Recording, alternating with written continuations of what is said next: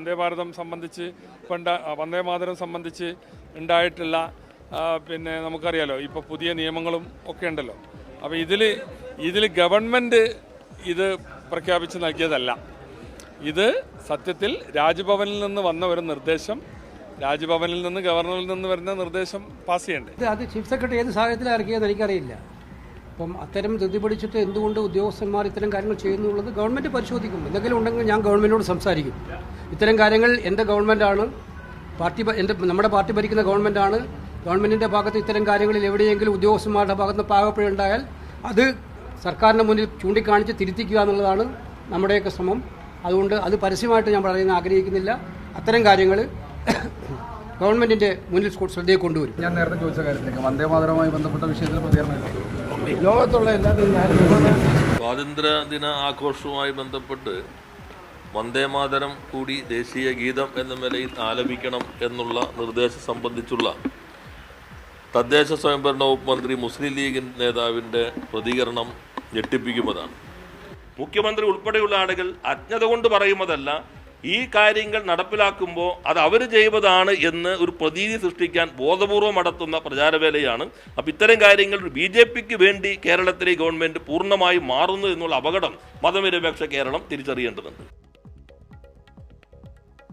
30 MLA-മാരുണ്ടെങ്കിൽ കേരളം ഭരിക്കുമെന്ന് BJPയുടെ പഴയ സംസ്ഥാന അധ്യക്ഷൻ പറഞ്ഞതിൻ്റെ പൊരുൾ ഇപ്പോൾ മലയാളികൾ തിരിച്ചറിയുന്നു. 30 വേണ്ട, 3 MLA-മാരെ വെച്ച് BJPക്ക് കേരളം പിടിക്കാമെന്ന് VD സതീശൻ സർക്കാർ കാട്ടിത്തരുന്നു. വന്ദേമാതരം 2 ഖണ്ഡിക ചൊല്ലാൻ പറഞ്ഞാൽ മുഴുവൻ വരികൾ പാടാമെന്ന് സംഘപരിവാർ ഭക്തി മുഴുവൻ കാട്ടിത്തരും VD സതീശൻ സർക്കാർ. സത്യപ്രതിജ്ഞാവേദിയിൽ വന്ദേമാതരം ആലപിച്ചു തുടങ്ങിയ സതീശൻ സർക്കാർ ഇപ്പോൾ പൂർണ്ണമായും സംഘപരിവാർ സേവകരായി മാറിക്കഴിഞ്ഞു.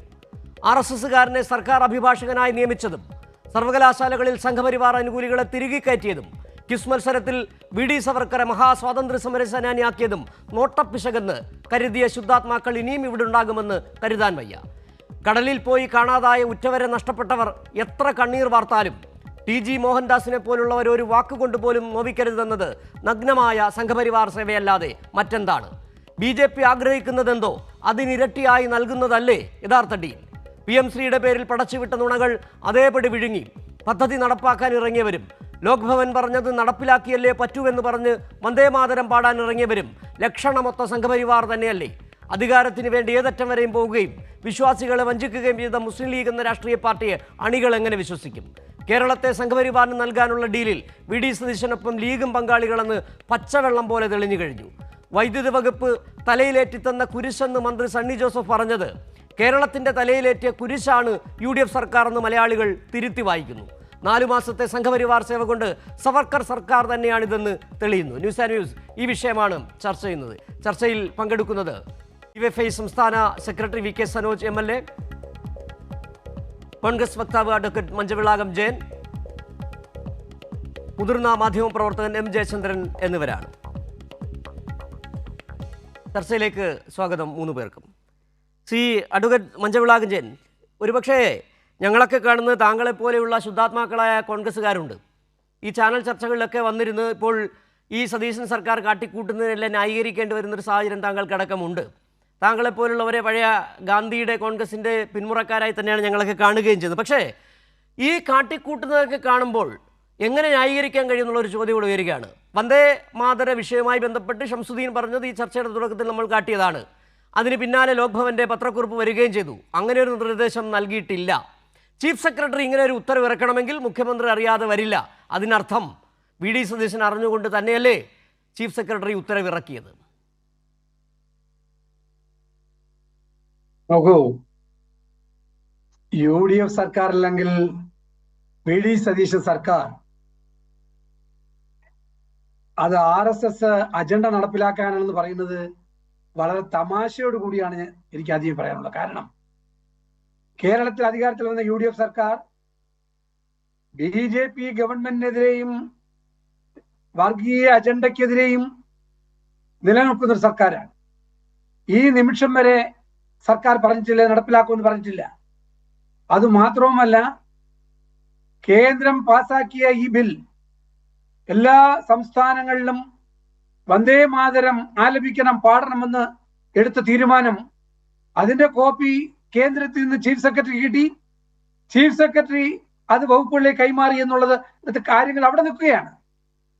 അതിനെ ഒരു ചർച്ചയായി ഒരു വിഷയമായി കൈരളി 2-3 ദിവസം വയ്ക്കുന്നത് എന്താണ് എന്ന് എനിക്ക് മനസ്സിലാവുന്ന. കാരണം ഇന്ന് എല്ലാ ചാനലുകളിലും ചർച്ച ചെയ്യപ്പെടുന്നത് അർജുൻ ആയങ്കിയുടെ വിഷയമാണ്. അത് ഒളിച്ചു വയ്ക്കാൻ, അത് മറച്ചു വയ്ക്കാൻ അർജുൻ ആയങ്കിയുടെ വക്കാലത്തെടുത്തുകൊണ്ടാണ് ഇന്ന് ആ അതായത് ഈ അല്ല ഞാനൊരു കാര്യം പറയട്ടെ, അർജുൻ അല്ല ഞാനൊരു കാര്യം വേറൊരു കാര്യം ചോദിക്കട്ടെ, അല്ല അർജുനായങ്കിയാണോ വന്ദേമാതരമാണോ വി.ഡി. സതീശൻ സർക്കാർ മത്സ്യത്തൊഴിലാളികളുടെ അവഗണിച്ചതാണോ വലിയ വിഷയം എന്നുള്ള ചർച്ച അത് നമ്മൾ ചർച്ച ചെയ്തോളൂ. പക്ഷേ എനിക്കൊരു ഒറ്റ ചോദ്യം ചോദിക്കുന്നുള്ളൂ. അതായത് ഇന്ന് നേരത്തെ പറഞ്ഞ പോലെ ഷംസുദ്ദീൻ മന്ത്രി വെറുതെ അങ്ങ് പറയുകയാണ്. മന്ത്രി എന്ന് പറഞ്ഞ ഉത്തരവാദിത്തപ്പെട്ട സ്ഥാനത്തിരിക്കുന്ന ഒരു വ്യക്തിയല്ലേ, അദ്ദേഹം അങ്ങ് പറയുകയാണ് ലോക് ഭവൻ പറഞ്ഞതിൻ്റെ അടിസ്ഥാനത്തിലാണല്ലോ ഉത്തരവ് ഇറക്കിയെന്നുള്ളതാണ്. മാത്രമല്ല താങ്കൾ വളരെ ലാഘവത്തോട് പറഞ്ഞു പോയല്ലോ, വന്ദേമാതരം എന്ന് പറയുന്നത് നിങ്ങളുടെ സർക്കാരിൻ്റെ സത്യപ്രതിജ്ഞാ സമയത്ത് പൂർണ്ണമായി ആലപിച്ചത്, അതായത് സംഘപരിവാറിൻ്റെ ഹിന്ദുത്വ അജണ്ട അത് ഉൾക്കൊള്ളുന്ന വരികൾ ആലപിച്ചത് രാജ്ഭവൻ അന്ന് ലോക് ഭവൻ പറഞ്ഞിട്ടാണെന്ന് പറഞ്ഞ് നിങ്ങൾ ആലപിച്ചു. അത്ര കോൺട്രവേഴ്സ്യലായൊരു വിഷയം. അങ്ങനെ വരുമ്പോൾ ഈ വി.ഡി. സതീശൻ മുഖ്യമന്ത്രി അറിഞ്ഞില്ല, ചീഫ് സെക്രട്ടറി അങ്ങനെ ഉത്തരവിറക്കോ? അത്രയ്ക്ക് കോൺട്രവേഴ്സ്യലായ വിഷയം. വന്ദേമാതരം അങ്ങനെ വെറുതെ ഏതെങ്കിലും തരത്തിൽ പറയുന്നതാണോ?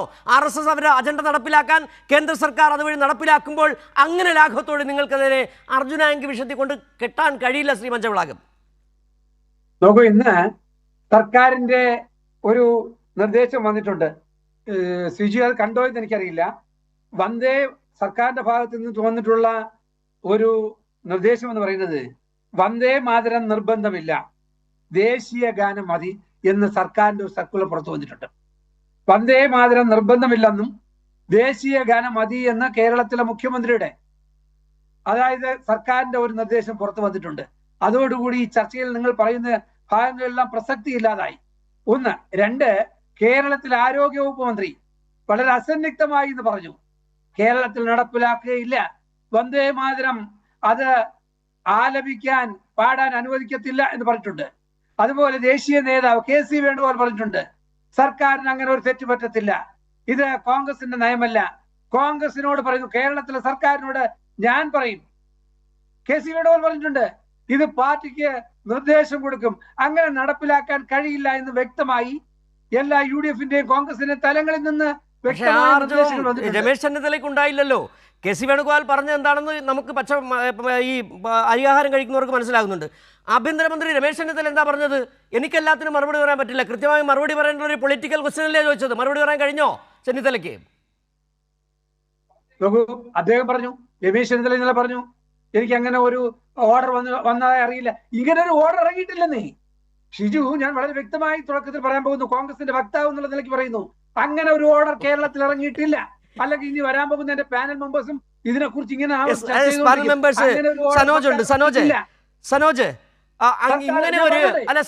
താങ്കൾ ചോദിച്ചല്ലോ, സനോജ് ഉണ്ട്.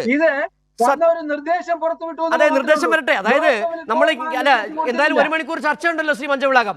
നമുക്ക് താങ്കൾ ആദ്യം തന്നെ ചോദിച്ചു, സംഘപരിവാറിനെതിരെ നിലപാടെടുത്ത സർക്കാരാണോ? എണ്ണി നമുക്ക് പറയാം, ചർച്ചയിൽ സമയമുണ്ട്.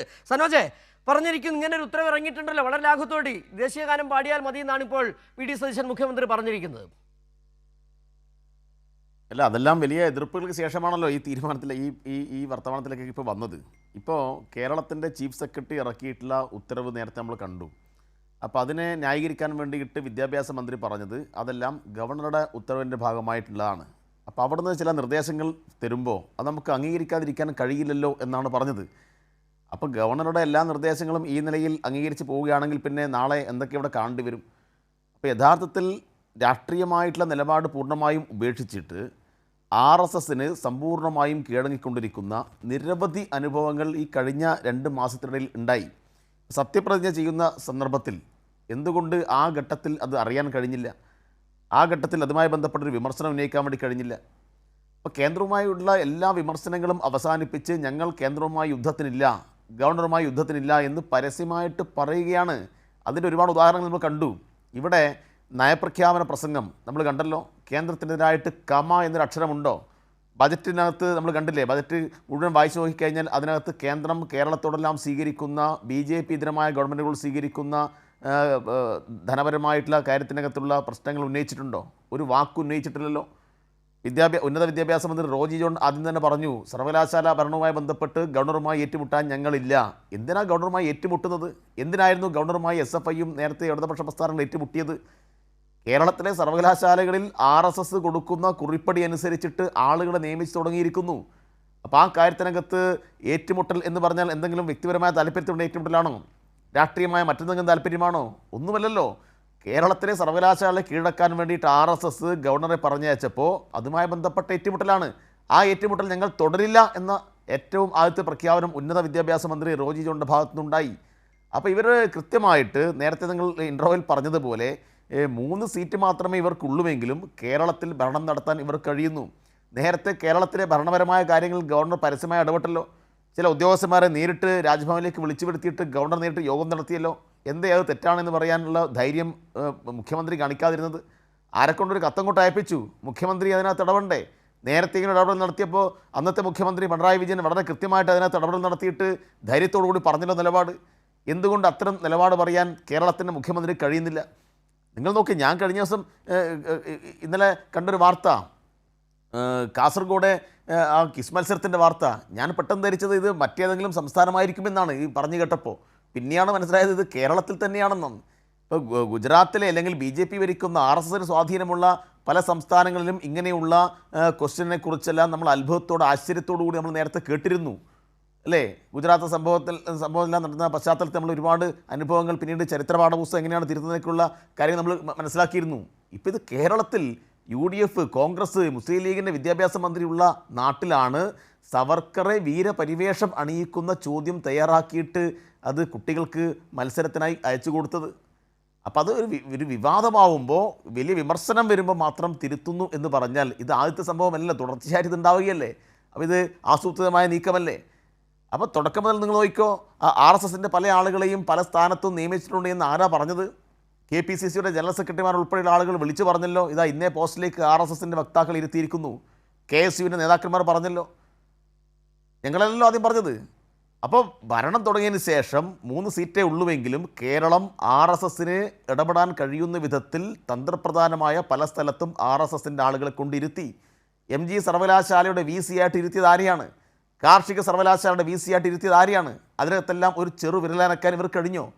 18 ആളുകളെയല്ലേ സെനറ്റിലേക്ക് RSSൻ്റെ ലിസ്റ്റ് അനുസരിച്ച് നിയമനം നടത്തിയത്? 18 ആളുകളെ. എന്തെങ്കിലും ഒരു അഭിപ്രായം പറഞ്ഞോ? ആ സന്ദർഭത്തിൽ അഭിപ്രായം പറയേണ്ടപ്പോഴാണ് പറയൂ ഞങ്ങൾ ഏറ്റുമുട്ടലില്ല, വന്ദേ മാതരമല്ല, എന്ത് പാടിക്കഴിഞ്ഞാൽ ഞങ്ങളൊന്നിനുമില്ല, ഗവർണർ എന്താണോ പറയുന്നത് അത് ഞങ്ങൾ അനുസരിച്ച് കൊള്ളാം എന്നാണ് ഇപ്പോൾ പറയുന്നത്. അങ്ങനെയാണ് പിന്നെ ഇവർ ഭരിക്കേണ്ട വല്ല കാര്യമുണ്ടോ? ആഭ്യന്തര പിന്നെ രാജീവ് ചന്ദ്രശേഖരനെ ഏൽപ്പിച്ചാൽ പോരെ? വിദ്യാഭ്യാസ വകുപ്പ് മറ്റാരെങ്കിലും ഏൽപ്പിച്ചാൽ പോരെ? അപ്പോൾ ഇത് അങ്ങേയറ്റം നാണക്കേടാണ്. കാരണം നിങ്ങൾ നോക്കിയേ, ഇപ്പം രാജ്യത്ത് തലസ്ഥാനത്ത് നടത്തിയ വലിയ സമരമുണ്ട്.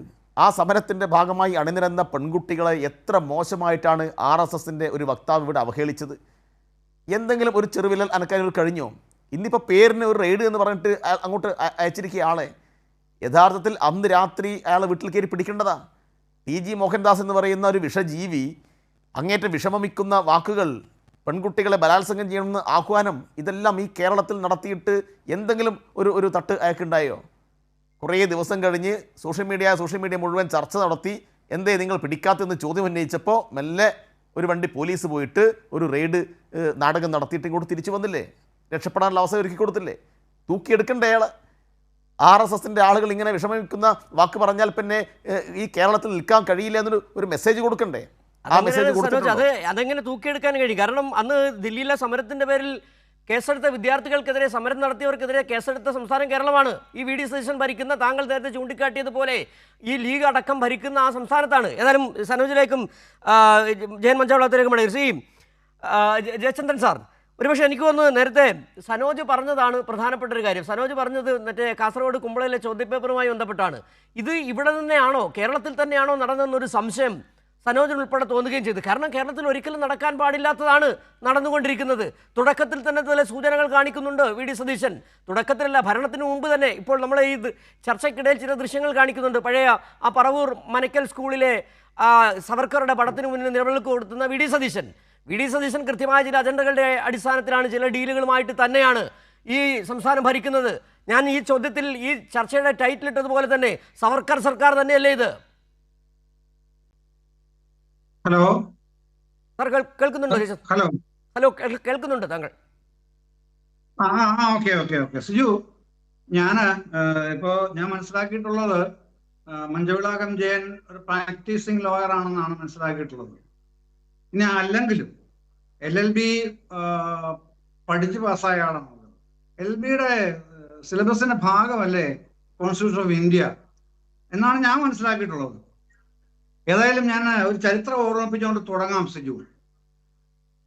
1950 ജനുവരി 26 ഇന്ത്യ റിപ്പബ്ലിക് ആയത്, സ്വതന്ത്ര പരമാധികാര രാഷ്ട്രമാവുന്നത്. എനിക്ക് എന്റെ ഡിഗ്രിയെയും എന്നെ വ്യക്തിപരമായി ചോദ്യം ചെയ്തതിന് ഉത്തരം പറഞ്ഞിട്ട് കാര്യത്തിൽ കിടക്കണം. അത് എന്തിനാണ് എന്നെ വ്യക്തിപരമായി LLB എടുത്ത ആളല്ലേ?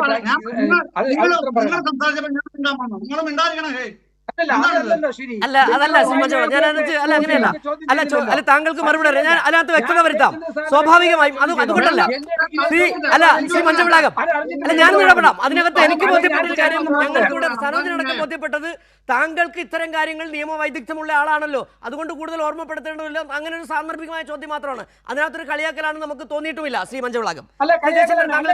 അല്ലല്ല, എന്റെ ഡിഗ്രിയും പ്രാക്ടീസിംഗ് ആണ്. ഞാൻ എന്നെ ചോദ്യം ചെയ്തിട്ട് ആ വിഷയം എന്താണെന്ന് പറഞ്ഞിട്ട് ചരിത്രത്തിലേക്ക് കടക്കാം. ജയചന്ദ്രൻ സാർ ഇത്രയും പ്രായവും പക്വതയുള്ള ഒരാളാണ്. അല്ല ശ്രീ താങ്കൾക്ക് പറഞ്ഞു ശ്രീ ജയചന്ദ്രൻ, താങ്കൾക്ക് അങ്ങനെ വ്യക്തമാക്കി കൊടുത്തുകൊണ്ട് വളരെ ചുരുങ്ങിയ വ്യക്തമാക്കി കൊടുത്തതിനെ ചർച്ച തുടരാം. ദയവായി മഞ്ചവിളാകം ജയൻ ഒരു സ്കെയിൽ വെച്ച് അളക്കണ്ട. ഇവിടെ പ്രശ്നം അതൊന്നും അല്ലല്ലോ.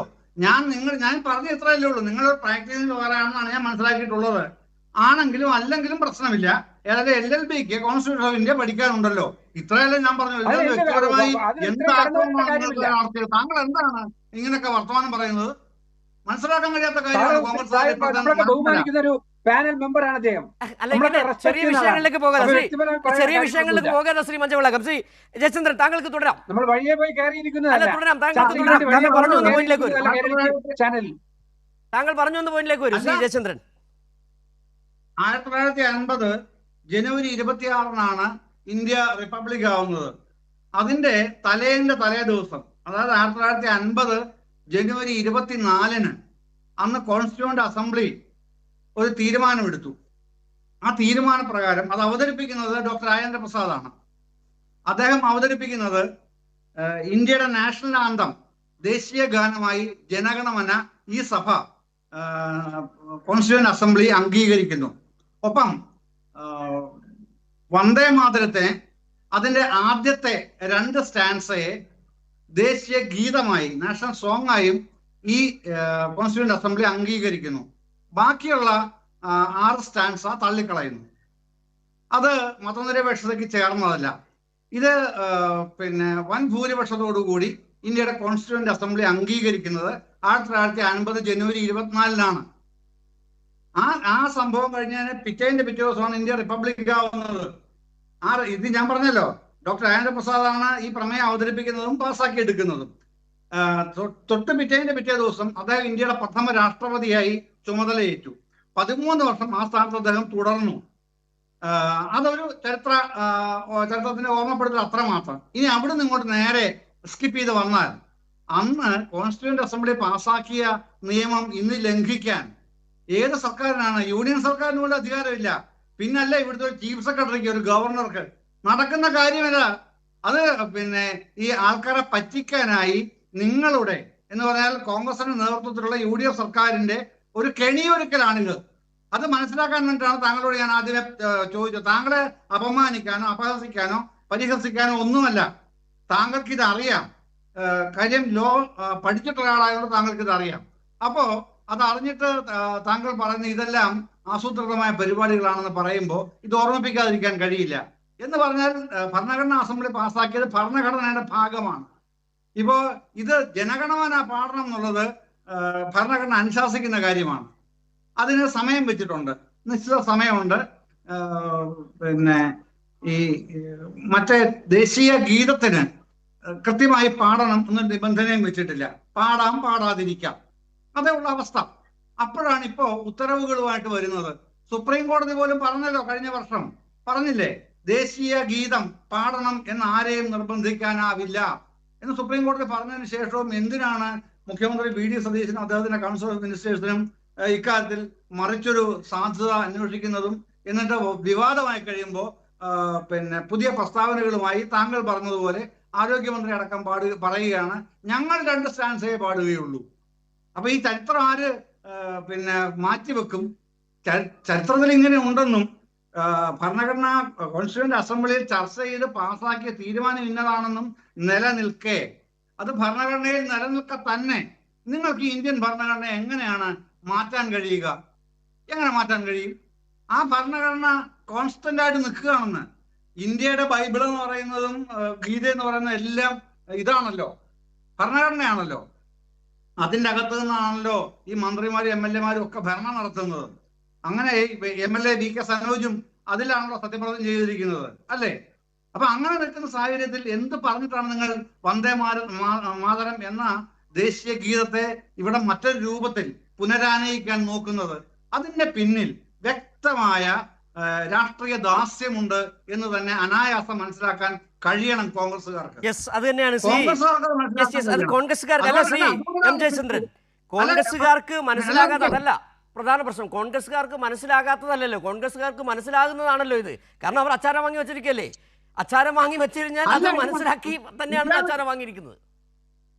ഇല്ല സിജു, ഇതാണ് പ്രശ്നം. കോൺഗ്രസിന്റെ ദേശീയ സംഘടനാ ജനറൽ സെക്രട്ടറിക്ക് പോലും ഈ വസ്തുതയിലേക്ക് ഒന്ന് കണ്ണ് പായിക്കാൻ പോലും സാധിക്കുന്നില്ല. അതാണ് ദൈന്യം. അദ്ദേഹം BJP-യുടെ രാഷ്ട്രീയ ദാസ്യമാണ് ഏറ്റെടുത്തിരിക്കുന്നത് എന്ന് ഞാൻ ഇപ്പൊ ആരോപിക്കുന്നില്ല. പക്ഷേ അദ്ദേഹത്തിന് പോലും ഒരു സീസൺഡ് ലീഡറാണല്ലോ, സീസൺഡ് പൊളിറ്റീഷ്യൻ ആണല്ലോ KC വേണുഗോപാൽ. VD സതീശനേക്കാളും രമേശ് ചെന്നിത്തലയെക്കാളും സീസൺഡ് പൊളിറ്റീഷ്യനാണ്. അദ്ദേഹത്തിന് പോലും ഇത് ഭരണഘടനാ അസംബ്ലി അംഗീകരിച്ചതാണെന്നും അവർ ആദ്യത്തെ 2 സ്റ്റാൻസേ അംഗീകരിച്ചിട്ടുള്ളൂ എന്നും അറിയാത്ത ആളല്ല. അങ്ങനെ അറിയാത്ത ആളാണെങ്കിൽ മഞ്ചവിളാകം ജയനെ പോലെയുള്ള പുതിയ കോൺഗ്രസ്സുകാർ അത് ഓർമ്മിപ്പിക്കേണ്ട സന്ദർഭം കൂടെയാണിത് എന്നുള്ളതാണ് ഈ സന്ദർഭത്തിന്റെ പ്രത്യേകത. ശ്രീ മഞ്ചവിളാകം, അതായത് നേരത്തെ സനോജ് പറഞ്ഞതും ഇപ്പോൾ ജയചന്ദ്രൻ സാറ് പറഞ്ഞതും ഒറ്റ കാര്യമേ ഉള്ളൂ. ഈ RSSകാർ പറയുന്നത് നടപ്പിലാക്കാനാണെങ്കിൽ നിങ്ങൾ എന്തിനാണ് ഭരിക്കുന്നത്? അവരെ അങ്ങ് ഭരണം ഏൽപ്പിച്ച പറഞ്ഞത്. നേരത്തെ സനോജ് ചൂണ്ടിക്കാട്ടുകയും ചെയ്തു, ആരെയാണ് ഈ ചുമതല ഏൽപ്പിക്കേണ്ടത്, രാജീവ് ചന്ദ്രശേഖരെ ഏൽപ്പിക്കാമല്ലോ എന്ന് ചോദിക്കുകയും ചെയ്തു. ഈ വിവാദത്തിലേക്ക് വരുന്നതിന് മുമ്പ് തന്നെ അങ്ങനെ ഒരു ഓർഡർ എങ്കിൽ അതെടുത്ത് ചവറ്റുകുട്ടയിൽ എറിയുകയായിരുന്നില്ലേ വേണ്ടിയിരുന്നത്? മുഖ്യമന്ത്രി ആദ്യം തന്നെ ഒന്ന് പറയേണ്ടുകയായിരുന്നില്ലേ വേണ്ടിയിരുന്നത്? ഇത്രയും വിവാദമാക്കുന്നത് എന്തിനാണ്? KC വേണുഗോപാലിനെ കൊണ്ട് പറയിക്കേണ്ടി വരുന്നത് എന്തിനാണ്? ചെന്നിത്തലയ്ക്ക് മിണ്ടാതെ പോകേണ്ടി വരുന്നത് എന്തുകൊണ്ടാണ്? ഇവിടെയാണ് പ്രശ്നം. നോക്കൂ സിജി, താങ്കൾ ഇതുവരെ നിങ്ങളിപ്പോ 3 പേർ ഒരേ പാനലിൽ നിൽക്കുകയാണ്, ഒരേ ഭാഗത്ത് നിൽക്കുകയാണ്. ഞാൻ ഒരാൾ മാത്രമാണ് മറുഭാഗത്തുള്ളത്. എനിക്ക് പറയാനുള്ളത് അവർക്ക് കൊടുത്ത സമയം എനിക്ക് തരണ്ട. തീർച്ചയായും താങ്കൾക്ക് പറയാം. ജയചന്ദ്ര സാറിനും സനോജിനും കൊടുത്ത സമയം തരണ്ട, അതിന്റെ പകുതിയും തരണ്ട. പകുതിയുടെ പകുതി സമയം എന്നെ അതിനിടയ്ക്ക് കയറി സിജി കടന്നു കയറരുതെന്നാണ് ഞാൻ തുടക്കത്തിൽ പറയുന്നത്. എനിക്കൊന്ന് പറയാനുള്ളത്, ആദ്യം ജയചന്ദ്ര സാറ് വളരെ ഞങ്ങളൊക്കെ പല പാനലിലും ഒരുമിച്ചിട്ടുണ്ട്, ധാരാളം ചർച്ചകൾ വന്നിട്ടുണ്ട്, അങ്ങേയറ്റം റെസ്പെക്ട് കൊടുക്കുന്ന ഒരാളാണ് അദ്ദേഹം. അപ്പൊ അദ്ദേഹം ഒരു കാര്യം തുടങ്ങാൻ എന്റെ വ്യക്തിപരമായി പ്രാക്ടീസ് ലായറായിരിക്കും, ഭരണഘടന പഠിച്ചിരിക്കുമോ, LLB പഠിച്ചിട്ടുണ്ടോ? ഞാൻ ചോദിക്കട്ടെ, ചരിത്രം പറയാൻ എന്നെ വ്യക്തിപരമായി പഠിച്ചിട്ടുണ്ടോ കേട്ടിട്ടുണ്ടോ എന്ന് ചോദിക്കേണ്ട കാര്യമില്ല. എന്നെ ചോദ്യം ചെയ്യേണ്ട കാര്യമില്ല. എന്തായാലും ഞാൻ അത് അവിടെ നിർത്തുന്നു. ഞാൻ അദ്ദേഹത്തെ കൂടുതൽ ചോദ്യം ചെയ്യാൻ ആഗ്രഹിക്കുന്നില്ല. 1. 2, ഞാനൊരു കാര്യം പറയട്ടെ. ഇന്നലെ കുഞ്ഞാലിക്കുട്ടി, എനിക്കൊരു സമയം തരണം. കുഞ്ഞാലിക്കുട്ടിയെ ഇന്നലെ പല പത്രക്കാരൻ പോയപ്പോ അദ്ദേഹം കൊടുത്ത ബൈറ്റിൽ വളരെ വ്യക്തമായി പറഞ്ഞിട്ടുണ്ട്, UDF-ന്റെ അല്ലെങ്കിൽ UPA-യുടെ തീരുമാനം എന്ന് പറയുന്നത് ആദ്യത്തെ 2 ചരണങ്ങൾ പാടുക എന്നുള്ളത് തന്നെയാണ്. ബാക്കി വർഗീയത പുലർത്തുന്ന വരികളാണ്. അതുകൊണ്ട് വളരെ വ്യക്തമായി തന്നെ അദ്ദേഹം പറഞ്ഞു. അതൊന്നും നിങ്ങൾ കേട്ടിട്ടില്ല. ആദ്യ 2 ചരണങ്ങൾ മാത്രമേ ഞങ്ങൾ പാടുകയുള്ളൂ. ഇന്നലെ വ്യക്തമായി പറഞ്ഞു. പിന്നെ Jayachandra sir KC വേണുഗോപാലിനെ ഇടയ്ക്കിട്ട് കുത്തനാണ്ടു. KC Venugopal എന്ന് പറഞ്ഞതൊന്നും അദ്ദേഹം കേട്ടില്ലെന്ന് തോന്നുന്നു. KC വേണുഗോപാൽ വ്യക്തമായി പറഞ്ഞു, സർക്കാരിനോട് പറയും. പിന്നെ ലിജു ഉൾപ്പെടെ ഇവിടെ സംസാരിച്ചത് ഓർഡർ ഓർഡർ ഓർഡർ. ഇതങ്ങനെ ഓർഡർ അല്ലെന്നേ, സർക്കാരിന്റെ ഓർഡർ അല്ല. ഈ ചരണങ്ങൾ പാടണം ചൊല്ലണം എന്നുള്ളത് കേരള സർക്കാരിന്റെ ഓർഡർ അല്ല. ഓർഡർ ഇറങ്ങിയിട്ടില്ല. ചീഫ് സെക്രട്ടറി, കേന്ദ്ര ഗവൺമെന്റ് അവിടെ നിയമം പാസാക്കി, അവിടെ പാർലമെന്റ് എടുത്ത തീരുമാനം എല്ലാ സംസ്ഥാനങ്ങൾക്കും അയച്ചപ്പോ ഈ സംസ്ഥാനം കേരളവും ഇന്ത്യയുടെ ഭാഗമായതുകൊണ്ട് ചീഫ് സെക്രട്ടറിക്ക് അയച്ചു. അദ്ദേഹം ആ സർക്കുലർ താഴോട്ട് വിട്ടു. അത് സെമി ഒഫീഷ്യലാണ്. അല്ലാതെ അത് ഉമ്മൻചാണ്ടി നമ്മുടെ VD സതീശൻ ഒപ്പിട്ട ഓർഡർ അല്ല. നിങ്ങൾ ഓർഡർ പറയുന്നത് തെറ്റാണ്. അങ്ങനെ ഒരു ഓർഡർ അല്ല, അത് കേരളം നടപ്പിലാക്കില്ല. കേരളത്തിലെ മുഖ്യമന്ത്രി VD സതീശൻ വ്യക്തമായി പറഞ്ഞിട്ടുണ്ട്, നമ്മൾ നേരത്തെ ഞാൻ പറഞ്ഞല്ലോ, വന്ദേ മാതരം നിർബന്ധമല്ല, ദേശീയ ഗാനമാണ് നമുക്ക് മതി എന്നുള്ളതാണ്. പിന്നെ മറ്റൊരു കാര്യം, ഇന്ന് വന്ന വിവരം ലോക്ഭവനിൽ നിന്ന് അങ്ങനെ നിർദ്ദേശം കൊടുത്തിട്ടില്ല എന്നുള്ളതാണ്. അവിടെ വിദ്യാഭ്യാസ വകുപ്പ് മന്ത്രിക്ക് തെറ്റുപറ്റിയെന്ന് സൂചിപ്പിക്കാൻ ഞാൻ ആഗ്രഹിക്കുന്നു. അദ്ദേഹം പറഞ്ഞത് ലോക്ഭവനിൽ നിന്ന് കിട്ടിയ നിർദ്ദേശമാണ്. അങ്ങനെ നിർദ്ദേശം വന്നില്ല എന്ന് പിന്നെ ലോക്ഭവൻ പറയുന്നുണ്ട്. അങ്ങനെയെങ്കിൽ വിദ്യാഭ്യാസ വകുപ്പ് മന്ത്രിക്ക് പറ്റിയൊരു അബദ്ധമായിരിക്കും. എന്തായാലും ഒരു കാര്യം, ഇടതുപക്ഷത്തിന് ആശങ്ക വേണ്ട. ഞാൻ ഒരു കാര്യം സനോജിനോടും ജയചന്ദ്ര സാറിനോടും സിജുവിനോടും ചോദിക്കുന്നു. ഈ 2-3 ദിവസമായി ഈ വിഷയം ചർച്ചപ്പെടുന്നല്ലോ, പ്രത്യേകിച്ച് കൈരളി ചാനൽ ചർച്ചപ്പെടുന്നല്ലോ. ലോ മിനിസ്റ്റർ ആയിരുന്ന രാജീവോ, കേരളത്തിലെ മുഖ്യമന്ത്രി ആയിരുന്ന സഖാവ് പിണറായി വിജയനോ, ആരെങ്കിലും ഒരാൾ കേരളത്തിലെ LDF ഭരിക്കുന്ന ത്രിതല പഞ്ചായത്തിലോ മുനിസിപ്പാലിറ്റിയിലോ കോർപ്പറേഷനിലോ ഞങ്ങൾ ഇത് പാടില്ല എന്ന് പറയാൻ ഇതുവരെ ആരും തയ്യാറായിട്ടുണ്ടോ? സനോജൻ ഈ ചർച്ചയിൽ പറയാമോ? ഏതെങ്കിലും CPM-ന്റെ നേതാവ് പറഞ്ഞോ ഞങ്ങൾ ഇത് സർക്കാർ കേന്ദ്ര ഓർഡർ ഇറക്കിയാലും UDF സർക്കാർ VD സതീശൻ ഓർഡർ ഇറക്കിയാലും ഞങ്ങൾ ഭരിക്കുന്ന തദ്ദേശ സ്വയംഭരണങ്ങളിൽ ഞങ്ങൾക്ക് നേതൃത്വമുള്ള സ്കൂളുകളിൽ ഇത് പാടില്ല എന്ന് പറയാനുള്ള ധൈര്യം അല്ല? സനോജ് പറയട്ടെ. താങ്കൾ ചോദിച്ച ചോദ്യം കറക്റ്റ് ആണ്. സനോജിന്റെ മറുപടി പറയാൻ ഇത് പാടുമോ ഇല്ലയോ? നമ്മള് വേറൊരു കാര്യം കൂടി പറയും. നിയമസഭയിലെ കഴിഞ്ഞ ഗവർണർ സംഘപരിവാറിന്റെ ചില ഡയലോഗുകൾ തിരികെ കയറ്റിപ്പോൾ അത് വെട്ടിമാറ്റിയത് നിയമസഭയിലാണ്, നമ്മൾ കണ്ടതാണ്. സനോജ് മറുപടി പറയാം. ചോദ്യമാണ് മഞ്ചവളാൻ ചോദിച്ച വളരെ ന്യായമായ ചോദ്യം. അല്ല, RSS ഇങ്ങനെയുള്ള പല അജണ്ടകളും മുന്നോട്ട് വെച്ചു. കേന്ദ്ര ഗവൺമെൻറ് ഉപയോഗപ്പെടുത്തിയിട്ട് ഇങ്ങനെയുള്ള ചില കാര്യങ്ങൾ നിയമമുണ്ടാക്കി. അത്തരം കാര്യങ്ങളോടെല്ലാം കേരളം കഴിഞ്ഞ 10 വർഷം എന്ത് സമീപനം സ്വീകരിച്ചിട്ടുണ്ട് എന്ന് എല്ലാവർക്കും അറിയാവുന്ന കാര്യമല്ലേ? പൗരത്വ ഭേദഗതി നിയമം കൊണ്ടുവന്നു. അതുമായി ബന്ധപ്പെട്ട് സംസ്ഥാന ഗവൺമെൻറ് എടുത്ത തീരുമാനം എന്തായിരുന്നു? സംസ്ഥാനത്തിൻ്റെ നിയമസഭയിൽ കൈക്കൊണ്ട ഐക്യകണ്ഠേന എടുത്ത തീരുമാനം എന്തായിരുന്നു? അതിനൊക്കെ നേതൃത്വം കൊടുത്ത ആരാണ്? കേരളത്തിന് അന്നത്തെ മുഖ്യമന്ത്രി എന്താ പറഞ്ഞത്? ഈ കേരളത്തിൽ ഞങ്ങൾ നടപ്പാക്കില്ല എന്നല്ലേ പറഞ്ഞത്? അപ്പോൾ എല്ലാ ഘട്ടത്തിലും RSSൻ്റെ അജണ്ടകളുമായിട്ട് ഇങ്ങോട്ട് കടന്നു വരുമ്പോൾ എല്ലാ നിലയിലുള്ള രാഷ്ട്രീയമായ അഭിപ്രായം വളരെ കൃത്യമായി തുറന്നു പറഞ്ഞുകൊണ്ടാണ് ഇടതുപക്ഷം മുന്നോട്ട് വന്നിട്ടുള്ളത്. അത് ഇന്നലെയും പറഞ്ഞിട്ടുണ്ട്, ഇന്നും പറയും, നാളെയും പറയും. അല്ലാതെ RSSൻ്റെ ആളുകൾ എഴുതി കൊടുക്കുന്ന കുറിപ്പടി അനുസരിച്ചിട്ട് എന്നാൽ പിന്നെ ഞങ്ങൾ ഇയാളെ VC ആയിക്കൊള്ളാം, ഇത്ര ആളുകളെ സെനറ്റിലെടുക്കാം, ഇത്ര ആളുകളെ സിൻഡിക്കേറ്റിലെടുക്കാം, നിങ്ങൾ പറയുന്ന ഒരാളെ ഞങ്ങൾ ഈ നമ്മുടെ പ്രോസിക്യൂട്ടറായിട്ട് നിയമിച്ചു കൊള്ളാം, ഇതല്ലേ പറയുന്നത്? ലോകഭവൻ ഇപ്പോൾ പറഞ്ഞല്ലോ, ഇറക്കിയ പത്രക്കുറിപ്പിൽ എന്താ പറയുന്നത്? ഞങ്ങളങ്ങനെ പ്രത്യേകിച്ച് അങ്ങനെയൊന്നും പറഞ്ഞിട്ടില്ല എന്ന്. വിദ്യാഭ്യാസ മന്ത്രി എന്താ പറയുന്നത്? അപ്പോൾ കഴിഞ്ഞ കുറച്ച് നാളുകളായിട്ട് ഇവർക്ക് തിരിയുന്നില്ല ആരാണ് എവിടെ നിന്നാണ് തീരുമാനങ്ങളൊക്കെ വരുന്നത് എന്ന്. ഈ ചർച്ചയിൽ പങ്കെടുക്കുന്ന പാവപ്പെട്ട കോൺഗ്രസ് വക്താവ് ഇതൊന്നും അറിയില്ല എന്ന് എനിക്ക് തോന്നുന്നത്. അപ്പോൾ കേരളത്തിലെ ആളുകൾ ഇത് ചർച്ച ചെയ്തുകൊണ്ടിരിക്കുകയാണ്. കഴിഞ്ഞ 10 ദിവസമായിട്ട് TG മോഹൻദാസിനെതിരായിട്ട് കേസെടുത്തിട്ട് ഇന്നല്ലേ അയാളെ വീട്ടിലേക്ക് ആളെ അയച്ചത്. ഇത്രയും ദിവസമായിട്ട് ഇവരൊക്കെ എവിടെ പോയി? ഈ പോലീസ് സംവിധാനമൊക്കെ എവിടെ പോവായിരുന്നു?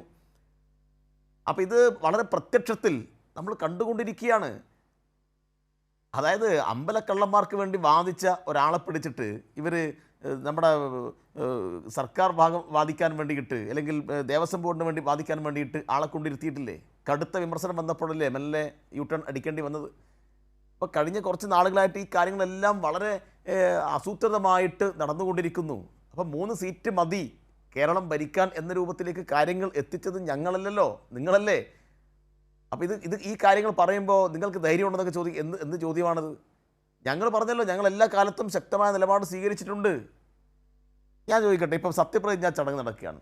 ആ സത്യപ്രതിജ്ഞാ ചടങ്ങിൽ ഏതൊക്കെ എന്നുള്ള കാര്യം മനസ്സിലാക്കാനുള്ള ശേഷി ഈ കേരളത്തിലെ ഈ അധികാരം ഏറ്റെടുക്കുന്ന ഈ നേതാക്കന്മാർക്ക് ഇല്ലാതെ പോയോ? കേന്ദ്രത്തിൽ നിയമം കൊണ്ടുവന്നിട്ടുള്ളതും RSS നടപ്പാക്കാൻ ശ്രമിക്കുന്നതൊക്കെ അറിയുന്ന ആളല്ലേ? അന്ന് ഇടപെടണ്ടേ? അന്ന് ഇടപെട്ടില്ലല്ലോ. ഗവർണർ നേരിട്ടിട്ട് കേരളത്തിലെ ഉദ്യോഗസ്ഥന്മാരെ അങ്ങോട്ട് വിളിപ്പിച്ചല്ലോ, പിന്നെ ഗവർണർ ഓഫീസിലേക്ക് ഒരു യോഗം നടത്തിയല്ലോ. ഗവർണർക്ക് അതിനുള്ള അധികാരമുണ്ടോ? അപ്പം ഗവർണറുടെ അധികാര പരിധിക്ക് അപ്പുറത്തുനിന്ന് ചില കാര്യങ്ങൾ നടത്തും. ഞാൻ നേരത്തെ ചോദിച്ച ഒരു ചോദ്യത്തിന് ഉത്തരം പറഞ്ഞിട്ടില്ല.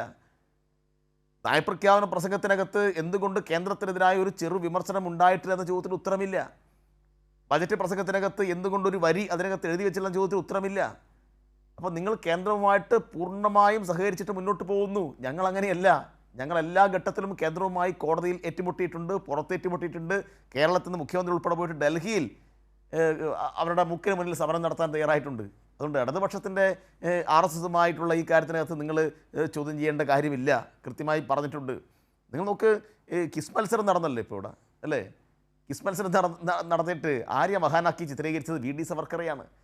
VD സവർക്കർ RSSൻ്റെ പ്രധാനപ്പെട്ട നേതാവ്, ഗാന്ധി വധക്കേസിൽ പ്രതിയേർക്കപ്പെട്ട ആള്, RSSൻ്റെ എല്ലാ അർത്ഥത്തിലുമുള്ള അവരുടെ പ്രത്യയശാസ്ത്ര അടിത്തറ വിപുലീകരിക്കാൻ വേണ്ടി ഇടപെട്ട ആള് VD സവർക്കർ ഒരു കാരണവശാലും ഈ രാജ്യം അംഗീകരിച്ച സ്വാതന്ത്ര്യസമര പോരാളിയല്ല എന്ന് എല്ലാവർക്കും അറിയുന്ന കാര്യമല്ലേ? UDF ഭരിക്കുന്ന ഘട്ടത്തിൽ മാത്രമല്ലേ അദ്ദേഹത്തിൻ്റെ പേരിന്, അദ്ദേഹത്തെ മഹത്വവൽക്കരിക്കാൻ വേണ്ടി ഇങ്ങനെ ഒരു ചോദ്യം തന്നെ ഇറങ്ങിയത്, ഒരു കിസ് മത്സരത്തിൽ ഒരു ചോദ്യമായിട്ട് ഇറങ്ങിയത്. അപ്പോൾ ഇതിനെല്ലാം തള്ളിപ്പറഞ്ഞതിന് പകരം ന്യായീകരിക്കാൻ വേണ്ടിയിട്ട് ചാനൽ ചർച്ചയിൽ അതും ഇതും പറയുന്ന ഏർപ്പാട് അവസാനിപ്പിക്കണം. നിങ്ങളെ നേതാക്കന്മാരോട് പറയണം, ഇങ്ങനെ ചാനൽ ചർച്ചയിൽ പോയിട്ട് ഞങ്ങൾക്ക് ന്യായീകരിക്കാൻ കഴിയുന്നില്ല എന്ന് പറയണം. അല്ലെങ്കിൽ അത് ഏറ്റുപറയണം, അത് തെറ്റാണെന്ന് പറഞ്ഞ് തിരുത്താൻ ആവശ്യമായ നിലപാട് സ്വീകരിക്കണം.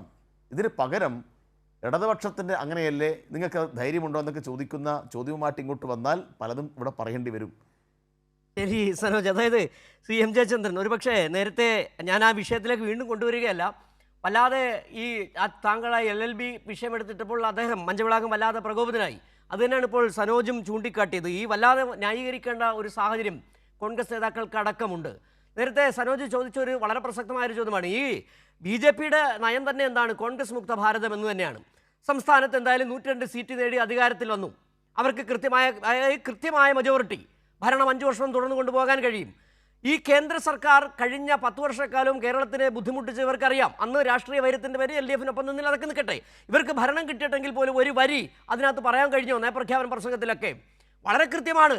എല്ലാ തരത്തിലും ഇവർ ആ അച്ചാരം എഴുതി വാങ്ങിക്കുകയും കൃത്യമായ ഡീൽ ഉറപ്പിച്ചു വന്നിരിക്കുന്നു. അതുകൊണ്ടാണ് ചെറിയൊരു പ്രശ്നം പോലും ഉണ്ടാകുമ്പോൾ മഞ്ചവിളാകത്തെ പോലെയുള്ള കോൺഗ്രസ് നേതാക്കൾക്ക് വല്ലാതെ അക്ഷോഭ്യനാകേണ്ടി വരികയും ചെയ്യുന്നത്. ഞാൻ ആ വിഷയം ഇനി പരാമർശിക്കാൻ ഉദ്ദേശിക്കുന്നെങ്കിൽ പോലും CM ജയചന്ദ്രൻ അല്ല, പരാമർശിക്കാത്തതിന്റെ പ്രശ്നമല്ല. പക്ഷേ ശ്രീ മഞ്ചവിളാകം ജയൻ അദ്ദേഹത്തിന്റെ അഭിപ്രായങ്ങൾ ആദ്യഘട്ടത്തിൽ കൺക്ലൂഡ് ചെയ്യുമ്പോഴും ഒരു വെല്ലുവിളി സനോജിതർക്ക് എറിയുകയാണല്ലോ ചെയ്യുന്നത്. നിങ്ങൾക്ക് അങ്ങനെ പറയാൻ കഴിയുമോ ഇടതുപക്ഷത്തിന്? അത് അദ്ദേഹം എന്താണ് വീണ്ടും നമ്മൾ ക്ലാരിറ്റിയോട് കൂടിയാണ് സംസാരിക്കുന്നത്.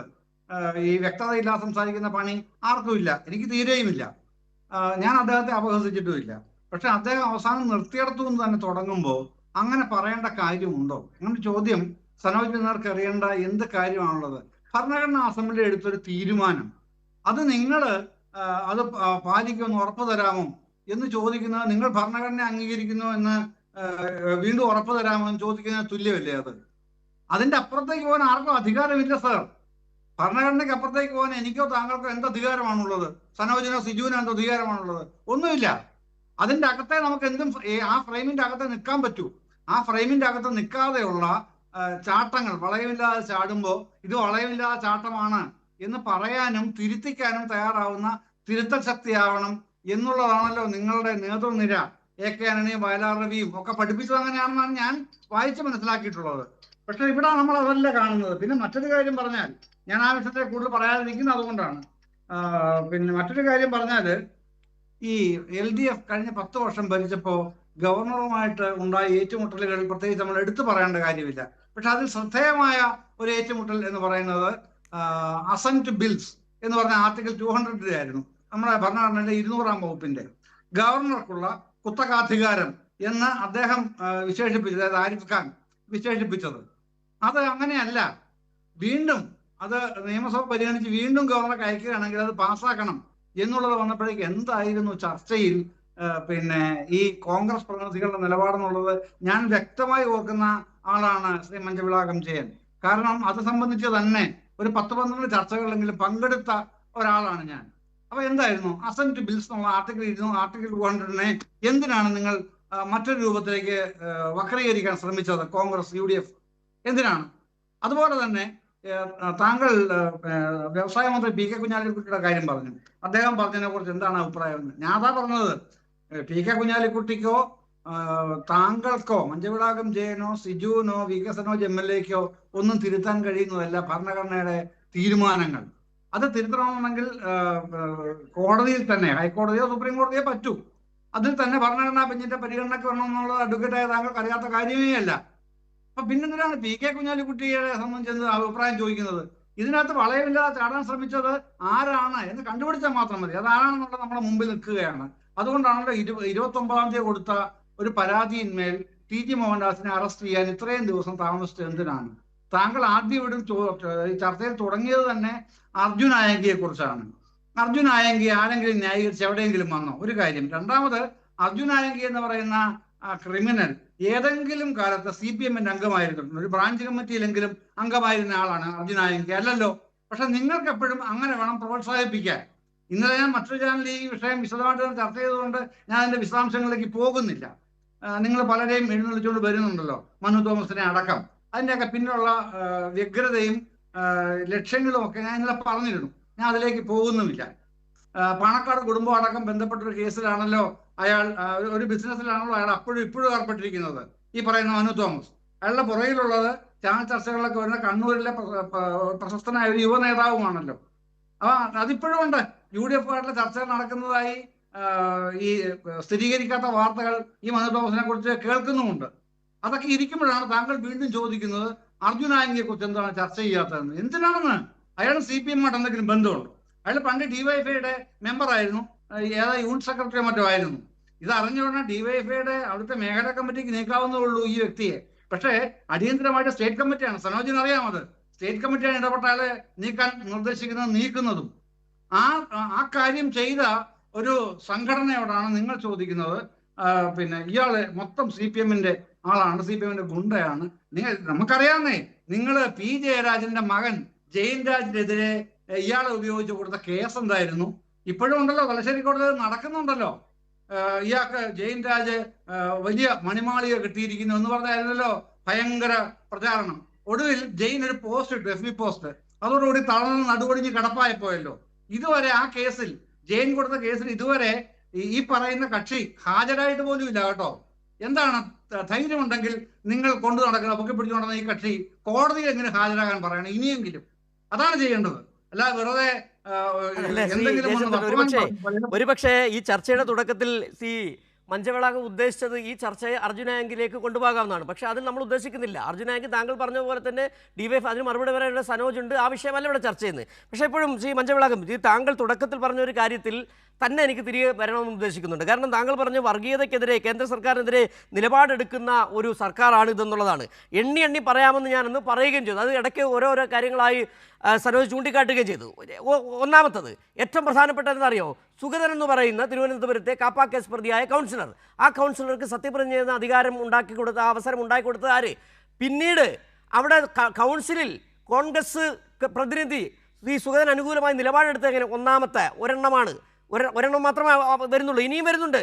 സർക്കാർ അഭിഭാഷകനായി RSSകാരൻ നിയമനം നേടിയത് എങ്ങനെ? അടുത്തത് സംസ്ഥാന തെരഞ്ഞെടുപ്പ് കമ്മീഷണറായി ഒരു RSS അനുകൂലി എങ്ങനെ വരുന്നത്?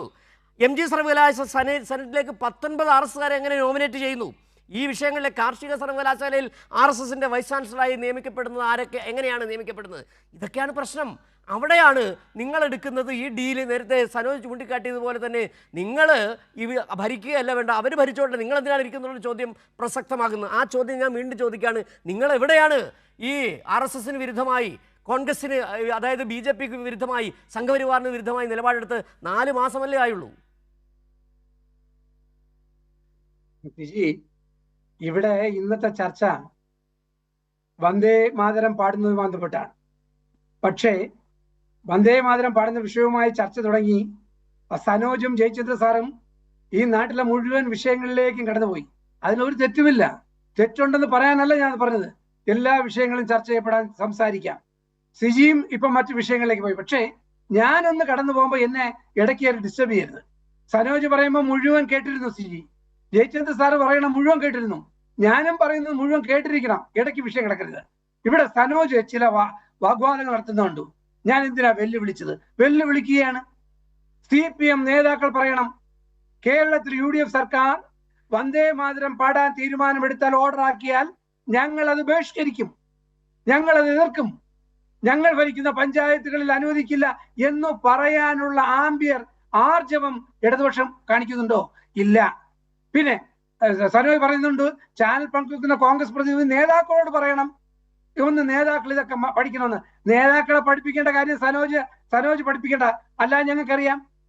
ഞാൻ കോൺഗ്രസിന്റെ വക്താവാണ്. ഞാൻ പഠിച്ചിട്ട് തന്നെയാണ് വന്നിരിക്കുന്നത്. കോൺഗ്രസ്സുകാരെ പഠിപ്പിക്കേണ്ട കാര്യമില്ല. നിങ്ങളെ പഠിപ്പിച്ചാൽ മതി. നിങ്ങൾ കോൺഗ്രസ്സുകാരെ പഠിപ്പിച്ചാണ് 102 സീറ്റിൽ കോൺഗ്രസ് അധികാരത്തിലിരിക്കുന്നത്. ഞാൻ അവിടെ നിർത്തുന്നു. മറ്റൊന്ന്, ഇവിടെ കോൺഗ്രസിന് നിങ്ങൾ BJP-യുമായി കൂട്ടിക്കെട്ടി. ഞാൻ ചോദിക്കട്ടെ, കഴിഞ്ഞ 10 വർഷം നിങ്ങൾ ഭരിച്ചപ്പോ നിർമ്മല സീതാരാമനുമായി ഡൽഹിയിൽ കാപ്പ് കുടിച്ചത് ആരാ? ഒന്ന്, നിങ്ങളുടെ ഒരു പാലം ഇട്ടിരുന്നല്ലോ, KV തോമസ്. ആ KV തോമസ് എന്ത് പാലമാണ് BJP ഗവൺമെന്റുമായിട്ട് ഉണ്ടാക്കിയത്? നിങ്ങൾ PMC, ഞാൻ ഒന്ന് ചോദിക്കുന്നു, നിങ്ങൾ വലിയ വർത്തമാനം പറഞ്ഞല്ലോ ജയചന്ദ്ര സാറും സരോജും. PMC, ഇവിടെ വിദ്യാഭ്യാസ വകുപ്പ് മന്ത്രി കേരളത്തിലെ മുഖ്യമന്ത്രിയായ ശ്രീ പിണറായി വിജയനുമായി ചേർന്ന് പ്രധാനപ്പെട്ട ഘടകകക്ഷിയെ CPI-യുമായി ആലോചിച്ചോ? ക്യാബിനറ്റിൽ വെച്ചോ? ഘടകകക്ഷികളുമായി ആലോചിച്ചോ? ഒറ്റയ്ക്കൊറ്റയ്ക്ക് രഹസ്യമായി തലയിൽ തുണിവിട്ട് ഡൽഹിയിൽ പോയി BJP ഒപ്പിട്ട് ആർക്ക് വേണ്ടിയാ? എന്തിനു വേണ്ടിയാ? എന്നിട്ട് നിങ്ങൾ ഇപ്പൊ കോൺഗ്രസിനെ പഠിപ്പിക്കാൻ വരികയാണോ? അത് മാത്രമല്ല, നിങ്ങൾ അദ്ദേഹം 2-3 പ്രാവശ്യം പറഞ്ഞു നയപ്രഖ്യാപനത്തിൽ എന്തെങ്കിലും കുറ്റപ്പെടുത്തുക.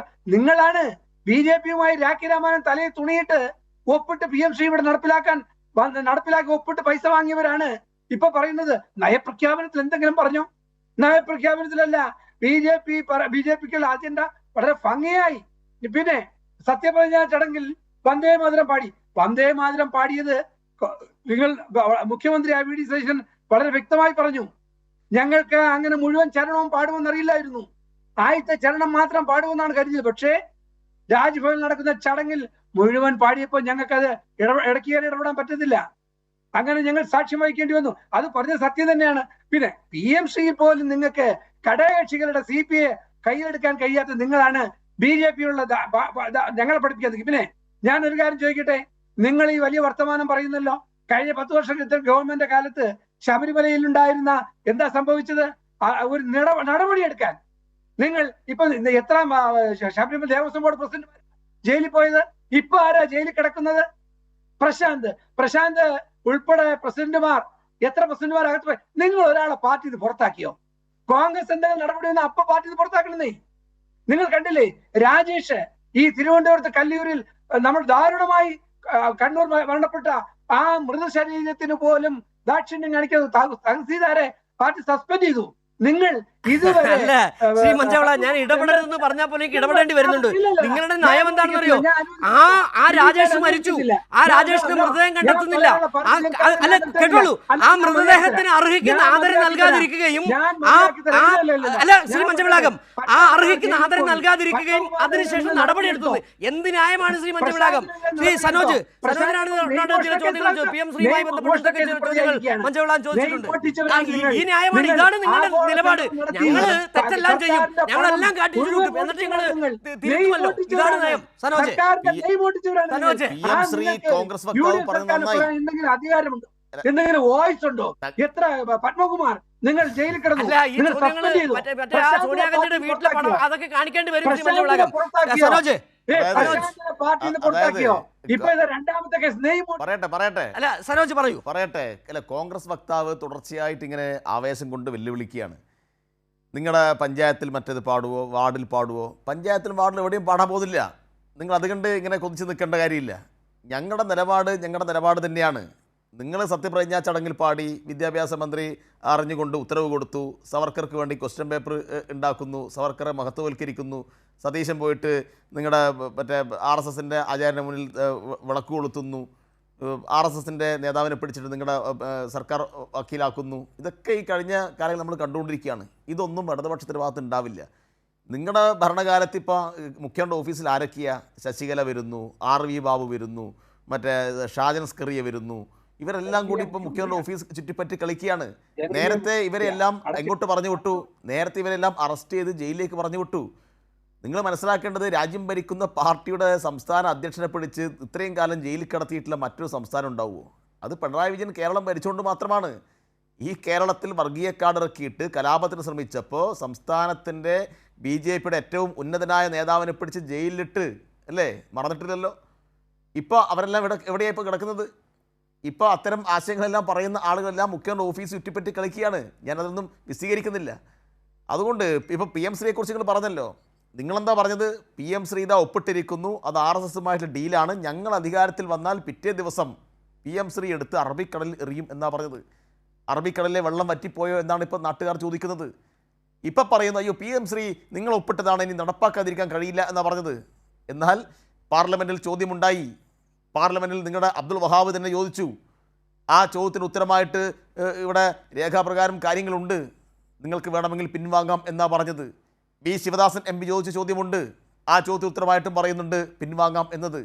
അപ്പോൾ ഇന്ത്യയുടെ പാർലമെൻറ്റിൽ MPമാരുടെ ചോദ്യത്തിന് ഉത്തരമായിട്ട് കേന്ദ്രമന്ത്രിമാർ കൊടുത്ത ഉത്തരം PM ശ്രീയിൽ ഇന്ന് നടക്കുന്ന ഈ സംവാദം വിവാദം അതിന് കൃത്യമായ മറുപടിയുണ്ട്.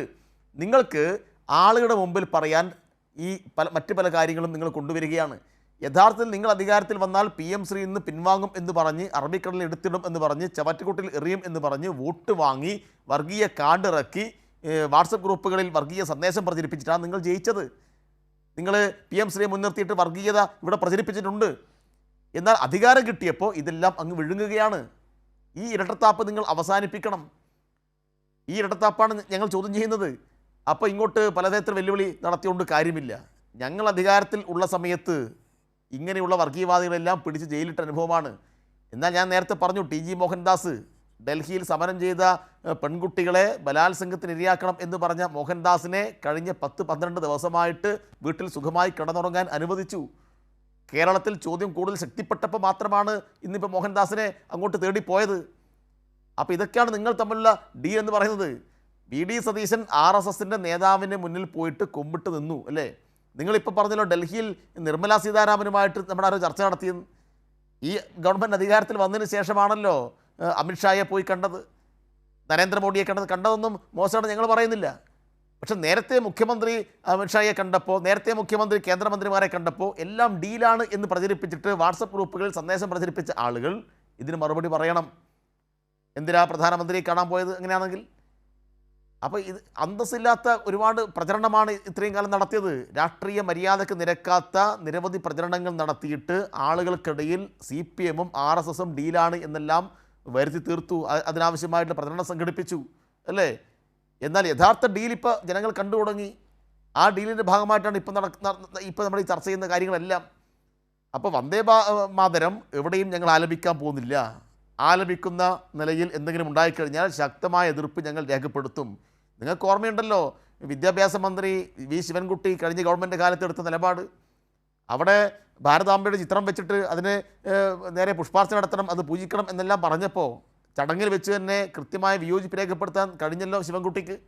എന്തുകൊണ്ട് സത്യപ്രതിജ്ഞാ ചടങ്ങിൽ ഈ കാര്യങ്ങൾ പൂർണ്ണമായും പാടുന്നത് ശരിയല്ല എന്ന് പറയാനാവശ്യമായ ഭരണഘടനാ അസംബ്ലി അംഗീകരിച്ച ഒരു കാര്യത്തിനെതിരായിട്ട് ഒരു നിയമം നിങ്ങൾ കൊണ്ടുവന്നാൽ അത് അംഗീകരിക്കാൻ ബുദ്ധിമുട്ടുണ്ട് രാഷ്ട്രീയമായിട്ട് എന്ന് പറയാനുള്ള വിവേകം, രാഷ്ട്രീയ മര്യാദ, അന്തസ്സ്, സത്യസന്ധത നിങ്ങൾ കാണിക്കാതിരുന്നത്, എന്നിട്ട് ന്യായീകരിക്കലേ നിങ്ങൾ ചെയ്യുന്നത്. അപ്പോൾ ഇതാണ് ഇരട്ടത്താപ്പ്. നിങ്ങൾ പൂർണ്ണമായിട്ടും RSSന് കീഴ്പ്പെട്ടിരിക്കുന്നു. നിങ്ങൾ പൂർണ്ണമായിട്ടും RSS പറയുന്ന കാര്യങ്ങൾ മാത്രം ചെയ്യുന്നു. എന്നിട്ട് ഏറ്റുമുട്ടൽ ഞങ്ങളില്ല എന്ന് പരസ്യമായി പ്രഖ്യാപിക്കുന്നു. ഇതാണ് ഇപ്പോൾ കേരളം ചർച്ച ചെയ്തുകൊണ്ടിരിക്കുന്നത്. ശ്രീ മഞ്ചവളകൻ, നമുക്ക് കാര്യങ്ങൾ വളരെ ചുരുക്കി തന്നെ പറഞ്ഞു പോകാം. ഏതായാലും താങ്കൾ ചോദിച്ച ചോദ്യത്തിന് സനോജ് മറുപടി നൽകിയിട്ടുണ്ട്. വന്ദേമാതരം ആലപിക്കാൻ എവിടെയും ഇടതുപക്ഷം CPM മുൻകൈയെടുക്കൽ, DYFI അത്തരത്തിൽ നിലപാടെടുക്കുകയും ചെയ്യും. പക്ഷേ നിങ്ങൾക്കൊരു ആർജവമില്ലായ്മ ഉണ്ട് എന്ന് തന്നെയാണ് അദ്ദേഹം ചൂണ്ടിക്കാട്ടത്. നേരത്തെ ഈ ഗവർണർമാരുമായുള്ള വിഷയത്തിലടക്കം യൂണിവേഴ്സിറ്റിയിൽ ഭാരതാംബയുടെ ചിത്രം വെക്കാൻ ശ്രമിച്ചപ്പോൾ അടക്കമെടുത്ത നിലപാടുകൾ അദ്ദേഹം ചൂണ്ടിക്കാട്ടുകയും ചെയ്തു. പക്ഷേ എനിക്കിപ്പോഴും വരുന്നൊരു ചോദ്യം ഇത് തന്നെയാണ്. താങ്കൾ ഇപ്പോൾ ഈ ചർച്ചയ്ക്ക് ഈ താങ്കളുടെ അവസരത്തിൽ താങ്കൾ പറഞ്ഞു നിർത്തിയത് ഞങ്ങൾ നടപടിയെടുത്തല്ലോ. TG മോഹൻദാസിൻ്റെ വിഷയത്തിൽ ഇന്ന് രാവിലെ അടക്കം മാധ്യമപ്രവർത്തകർ ആഭ്യന്തരമന്ത്രിയോടക്കം ചോദ്യം ചോദിച്ചപ്പോഴും ഒരു നടപടിയും ഉണ്ടായിരുന്നില്ല. 11 ദിവസം കഴിഞ്ഞതിന് ശേഷമാണ് ഇന്ന് അദ്ദേഹത്തിൻ്റെ വീട്ടിലേക്ക് എത്തിക്കുകയും ചെയ്തത്. നിങ്ങളുടെ നിലപാട് ഇതാണ്, ഞങ്ങൾ എല്ലാ തോന്നിയവാസം അങ്ങനെ തന്നെ പ്രയോഗിക്കേണ്ടി വരുന്നു, എല്ലാം ഞങ്ങൾ കാണിക്കും, അതിനുശേഷം ഞങ്ങൾ തിരുത്തുമല്ലോ. ഇതെന്ത് നിലപാടാണ് ശ്രീ മഞ്ചവളാകം? ഒരു പാർട്ടി, ഒരു രാഷ്ട്രീയ പാർട്ടിയുടെ നിലപാട് എന്ത് നൈതികതയാണുള്ളത്? ഹലോ, കേൾക്കാമോ? കേൾക്കാം. അതായത് ഈ മോഹൻദാസിനെ ഇന്ന് വീട്ടിൽ സെർച്ച് ചെയ്തും വീട്ടിൽ അറസ്റ്റ് ചെയ്തും ഒന്നും നിങ്ങൾ അറിഞ്ഞില്ല എന്ന് തോന്നുന്നു. ഞാൻ ഒരു കാര്യം കൂടി ചോദിച്ചോട്ടെ ഇതിൻ്റെ ഇടയിൽ. അർജുൻ ആയങ്കി അദ്ദേഹത്തിന്റെ അച്ഛനേക്കാൾ അപ്പൂപ്പന്റെ പ്രായമുള്ള സംസ്ഥാനത്തിന്റെ ആഭ്യന്തര വകുപ്പ് മന്ത്രിയോട് ചോദിച്ചത്, നിനക്ക് എന്നെ പിടിക്കാമെങ്കിൽ നീ പിടിയടാ, നിനക്ക് എന്നെ പിടിക്കാമെങ്കിൽ നീ പിടിയടാ. അപ്പൂപ്പന്റെ പ്രായമുള്ള രമേശ് ചെന്നിത്തലയോട് ചോദിച്ച ചോദ്യമാണ്. അതിന് രമേശ് ചെന്നിത്തല പത്രക്കാർ ചോദിച്ചപ്പോൾ പറഞ്ഞ മറുപടി നോക്കാം. ഇന്ന് എന്തായി? മണിക്കൂറുകൾക്കുള്ളിൽ അറസ്റ്റ് ചെയ്തില്ലേ? ഇത്രയും ശക്തമായ ഒരു ആഭ്യന്തര വകുപ്പ് കേരളത്തിലുണ്ടായിട്ടുണ്ടോ? മോഹൻദാസിന്റെ കാര്യത്തിൽ അദ്ദേഹത്തിനെ ഇപ്പോ ചോദ്യം ചെയ്ത് കഴിഞ്ഞില്ലേ? എന്താ നിങ്ങൾക്ക് അതിന്റെ സംശയം എന്താ? അർജുൻ ആയങ്കി ഇന്ന് എല്ലാ ചാനലുകളിലും ചർച്ച ചെയ്യപ്പെടുകയാണ്. ഇപ്പോ ജയിലിലാണ് അദ്ദേഹം. ഇന്നലെയും ഇന്നുമായി ശരങ്ങളാണ് ഇട്ടുകൊണ്ടിരുന്നത്. നമുക്കെതിരെ മാത്രമല്ല, ഇടതുപക്ഷത്തിനെതിരെയും. നിങ്ങൾ പുറകിൽ നിന്ന് കുത്തരുത്, പുറകിൽ നിന്ന് കുത്തരുതെന്നാണ് CPM കൊടുത്ത. അത് മാത്രമല്ല, അദ്ദേഹം ഇന്ന് പറഞ്ഞിട്ടുണ്ട്, ഞാൻ പാർട്ടിക്കാരനാണ്, പാർട്ടിയിൽ നിന്നപ്പോ എനിക്ക് 5 കേസേ ഉണ്ടായിട്ടുള്ളൂ, ഇപ്പൊ എനിക്ക് 24 കേസായി. ഒരു കാര്യം മനസ്സിലാക്കണം, ഒരാള് ഈ സമൂഹത്തിൽ ഇന്ന് വരെ ഒരാൾ വെല്ലുവിളിച്ചിട്ടില്ല എന്നെ അറസ്റ്റ് ചെയ്യാൻ നിങ്ങൾ തയ്യാറുണ്ട്. അല്ല ശ്രീ മഞ്ചവിളാകൻ, ഞാൻ വീണ്ടും ആ വിഷയത്തിലേക്ക്, അർജുൻ ആയങ്കിക്ക് ഈ ചർച്ചയിൽ എന്ത് കാര്യമെന്നുള്ള ചോദ്യം ഉന്നയിക്കുകയാണ്. അർജുൻ ആയങ്കിയുമായി ബന്ധപ്പെട്ട വിഷയം നേരത്തെ അത് M. ജയചന്ദ്രൻ തന്നെ പറഞ്ഞു നിർത്തിയതുമാണ്. ഇവിടെ പ്രധാന പ്രശ്നം, നമ്മളെ ചർച്ചയുടെ വിഷയം എന്താണ്? ചർച്ചയുടെ വിഷയം നിങ്ങൾ സംഘപരിവാർ സേവകരാകുന്നു. അതിലെ ചോദ്യം ശ്രീ സനോജ്, ഇവിടെ ഉന്നയിക്കപ്പെട്ട ചോദ്യത്തിന് ഉത്തരം പറഞ്ഞ അർജുൻ ആയങ്കിലേക്ക് പോവുകയാണ്. അർജുൻ ആയങ്കിയൊന്നും ആരും പിന്തുണക്കുന്നില്ല. കേരളത്തിൻ്റെ ബഹുമാനപ്പെട്ട പ്രതിപക്ഷ നേതാവും പാർട്ടി സംസ്ഥാന സെക്രട്ടറിയും കണ്ണൂരിൽ നിന്ന് നേതാക്കളും എല്ലാം ആ കാര്യത്തിനകത്ത് നേരത്തെ വിസ്തീർണം കൊടുത്തു കഴിഞ്ഞു. നിങ്ങൾക്ക് ഈ ചർച്ച വഴിതിരിച്ചു വിട്ട് അർജുൻ ആയങ്കിലേക്ക് എത്തിക്കണമെങ്കിൽ നിങ്ങൾ എത്തിച്ചോളൂ. ഇവിടെ ഗൗരവമായി ചർച്ച ചെയ്യുന്ന വിഷയം വന്ദേ മാതരം അത് പൂർണ്ണമായും ചൊല്ലേണ്ടതില്ല എന്ന് നമ്മുടെ രാജ്യത്തിൻ്റെ ഭരണഘടനാ അസംബ്ലി നേരത്തെ ചർച്ച ചെയ്ത് തീരുമാനിച്ച കാര്യമാണ്. കോൺഗ്രസ് പാർട്ടി നേരത്തെ നേതൃത്വം കൊടുത്ത പാർട്ടിയായിരുന്നു. എന്നാൽ ഇന്നത്തെ കോൺഗ്രസ് RSSന് വഴിപ്പെട്ടുകൊണ്ട് വന്ദേ മാതരം ചൊല്ലുമ്പോൾ അതിന് എഴുന്നേറ്റ് നിൽക്കുന്ന ആളായിട്ട്, അത് ചൊല്ലിക്കാൻ ആവശ്യമായിട്ടുള്ള സൗകര്യം ചെയ്തു കൊടുക്കുന്ന ഭരണ സംവിധാനമായിട്ട് ഇന്നത്തെ കോൺഗ്രസ് മാറുന്നു. അത് ശരിയാണോ തെറ്റാണോ എന്ന് ഈ നാട് ചർച്ച ചെയ്യുമ്പോൾ നിങ്ങൾ എന്തിനാ ഏതൊരു ഗുണ്ടാ നേതാവിനെ പിടിച്ചതിനെ കുറിച്ച് ചർച്ച ചെയ്യുന്നത്? അത് നമുക്ക് വേറെ ചർച്ച വെക്കാം, അതിനെക്കുറിച്ച് നമുക്ക് ചർച്ച ചെയ്യാം. ഇത് രാജ്യം ഇന്ന് ചർച്ച ചെയ്യുന്നത് വളരെ പ്രധാനപ്പെട്ട രാഷ്ട്രീയ പ്രശ്നമാണ്. ഈ പ്രശ്നം ഇങ്ങോട്ട് കടന്നു വരൂ, അല്ലാണ്ട് നിങ്ങൾ അവിടെ നിന്നിട്ട് മറ്റെന്തെങ്കിലും ചർച്ച ചെയ്യില്ല. നിങ്ങൾക്ക് ഉത്തരം പറയാൻ ബുദ്ധിമുട്ടുണ്ടെന്ന് പറഞ്ഞാൽ മതി, ഉത്തരം പറയാൻ ബുദ്ധിമുട്ടുണ്ടെന്ന് പറഞ്ഞാൽ മതി. ഒരു സെക്കൻഡ് സനോജ്, ഒരു സെക്കൻഡ് അദ്ദേഹം ഒരു സെക്കൻഡ് കൂടി ചോദിച്ചോട്ടെ, പറഞ്ഞോളൂ. അല്ല, സനോജ് ആവർത്തിച്ച് ചോദിക്കുന്നു, നിങ്ങൾക്ക് ഈ BJP അജണ്ടയെ തകർക്കാൻ കഴിയും? ഞാൻ ചോദിക്കട്ടെ സനോജെ, ഇന്ത്യയിൽ ഇന്ത്യൻ നാഷണൽ കോൺഗ്രസ് അല്ലാതെ ആരുണ്ട് BJPയെ ഒരു വെല്ലുവിളിയായി കാണാൻ, BJPയെ വെല്ലുവിളിക്കാൻ? സനോജ് അല്ല, അതിന് എനിക്ക് മറുപടി പറയാനുണ്ട്. ആ കണക്കിന്റെ എടുക്കാൻ നമുക്ക് 800 MLA-മാർ, 8 മുഖ്യമന്ത്രിമാർ, അല്ല 60ഓളം MP-മാർ, ആ കണക്കെടുക്കണോ? KC വേണുഗോപാലിനെ വീണ്ടും കൊണ്ടുവരണോ? രാജസ്ഥാനിലെ MP ഒരു BJPക്ക് MP സ്ഥാനം ഒരുക്കി കൊടുത്ത ആളെന്നൊക്കെ ചോദ്യങ്ങളിലേക്ക് വരണോ? ശ്രീ മഞ്ചവിളക്ക്, വെറുതെ എന്തിനാണ് ആ വിഷയത്തിലേക്ക് പോകുന്നത്? സനോജ് മറുപടി. സനോജ്, യഥാർത്ഥത്തിൽ BJPക്ക് ഈ നിലയിലുള്ള വളർച്ച ഉണ്ടാക്കി കൊടുക്കുന്നതിൽ കോൺഗ്രസ് ചെയ്ത സംഭാവന ഇപ്പോൾ ഈ MP-മാർ എണ്ണം കൊടുത്തത് മാത്രമല്ല, നിങ്ങൾ ഈ രാജ്യത്തിൻ്റെ മതനിരപേക്ഷത തകർക്കാൻ കൂട്ടുന്നവരാണ്. ബാബറി മസ്ജിദിൻ്റെ താഴികക്കുടം തകർക്കാൻ വേണ്ടി കൂട്ടുന്നവരാണ്. അന്ന് പ്രധാനമന്ത്രി നരസിംഹ റാവു ആയിരുന്നു. നിങ്ങളുടെ ഭരണത്തിലാണ് അതെല്ലാം ഉണ്ടായത്. അതിൻ്റെ ഭാഗമായിട്ട് ഈ രാജ്യത്തുണ്ടായിട്ടുള്ള വർഗീയ ചേരിതിരിവിൻ്റെ ചരിത്രം നമ്മൾ മറന്നു പോകരുത്. അപ്പോൾ എല്ലാ അർത്ഥത്തിലും RSSന് വളരാൻ ആവശ്യമായിട്ടുള്ള സഹായങ്ങൾ, അനുകൂലമായ സാഹചര്യം സൃഷ്ടിച്ചു കൊടുത്ത പാർട്ടി നിങ്ങളുടെ പാർട്ടിയാണ്. അതുകൂടാതെ ഈ പറഞ്ഞ മാതിരിയുള്ള MP-മാർ, MLA-മാർ, മുൻ പ്രദേശ് കോൺഗ്രസ് കമ്മിറ്റി അധ്യക്ഷന്മാർ, കേന്ദ്രമന്ത്രിമാർ, മുഖ്യമന്ത്രിമാർ എല്ലാം കൂട്ടത്തോടെ BJP പാളയത്തിലേക്ക് പോയി. അവിടുത്തെ പണത്തിൻ്റെ ബലത്തിൽ അല്ലേ? ഇപ്പം മണിപ്പൂരിൻ്റെ മുഖ്യമന്ത്രി ബീരൻ സിംഗ് നേരത്തെ ഏത് പാർട്ടിയായിരുന്നു? SM കൃഷ്ണ എങ്ങോട്ട് പോയി? എത്ര ആളുകൾ? അപ്പം ഞാൻ പറഞ്ഞ ഇതൊക്കെ എണ്ണമെടുത്താൽ നമുക്ക് ഇപ്പം തീരില്ല. അത്രയും ആളുകൾ BJPയിലേക്ക് പോയത് ഒന്നിക്കൽ EDയെ കണ്ട് ഭയന്നിട്ട്, അല്ലെങ്കിൽ പണത്തിൻ്റെ പണച്ചാക്ക് കണ്ടിട്ട് അങ്ങോട്ട് ആകർഷിച്ചിട്ട്, മറ്റ് പലവിധ സമ്മർദ്ദത്തിൻ്റെ ഭാഗമായിട്ട് അങ്ങോട്ട് പോയി. നിങ്ങളാണ് BJPക്ക് അനുകൂലമായ എല്ലാ സാഹചര്യവും ഇവിടെ സൃഷ്ടിച്ചു കൊടുത്തത്. എന്നിട്ട് നിങ്ങളാണ് ഇപ്പോൾ BJPക്ക് എതിരായി എതിർത്ത പാർട്ടി എന്ന് പറയുന്നത്. നമ്മുടെ രാജ്യത്ത് ഇടതുപക്ഷം നടത്തിയിട്ടുള്ള ശ്രദ്ധേയമായ ഇടപെടലുകൾ ഇന്നിപ്പോൾ നിങ്ങളുടെ പാർട്ടി അല്ലെങ്കിൽ നമ്മളെല്ലാം ചേർന്ന് നേരത്തെ ഉണ്ടാക്കിയിട്ടുള്ള ഇന്ത്യ സഖ്യത്തിന് ഈ നിലയിൽ ഒരു വളർച്ചയൊക്കെ ഉണ്ടാവാൻ കാരണം നിങ്ങൾ ആ ഇന്ത്യ സഖ്യത്തിൻ്റെ വളർച്ച ഉൾപ്പെടെ നിങ്ങൾ തകർത്തു. നിങ്ങൾ ഇന്ത്യ സഖ്യത്തിൻ്റെ ഭാഗമായിട്ടുള്ള പാർട്ടിയോടെല്ലാം നിങ്ങൾ സ്വീകരിച്ച സമയം നമുക്കറിയാം. ഡൽഹിയിൽ സിസോദിയെ അറസ്റ്റ് ചെയ്യിക്കാൻ, ഡൽഹിയിലെ കെജ്രിവാളിനെ അറസ്റ്റ് ചെയ്യിക്കാൻ, ജയിലിലടക്കാൻ പരാതി കൊടുത്തത്, EDയെ ബന്ധപ്പെട്ടത്, CBIയെ ബന്ധപ്പെട്ടത് എല്ലാം നിങ്ങളുടെ പാർട്ടിയാണ്. യഥാർത്ഥത്തിൽ BJPക്കെതിരായിട്ട് വളർന്നു വരുന്ന ഒരു മുന്നണി, ഒരു സഖ്യത്തെ, രാജ്യത്ത് വളർന്നു വരുന്ന ഒരു ബദലിനെ തകർക്കാൻ ആവശ്യമായ ശ്രമമാണ് നിങ്ങൾ നടത്തിയത്. അങ്ങനെയാണ് സമയപരിമിതി മൂലം ഞാൻ ചർച്ചയിൽ ഇവിടെ അവസാനിപ്പിക്കേണ്ടി വരികയാണ്. ഏതായാലും ആ ചോദ്യങ്ങൾ അങ്ങനെ തന്നെ നിൽക്കുകയാണ് ശ്രീ മഞ്ചവിളാകം. അതായത് നിങ്ങൾ ഒരേ സമയം തന്നെ ഈ BJP-ക്കെതിരായി വളർന്നു വരുന്ന എല്ലാ ശക്തികളെയും ഇല്ലാതാക്കാൻ ഒരു സഖ്യത്തെ അടക്കം തന്നെ ഇല്ലാതാക്കുന്നു.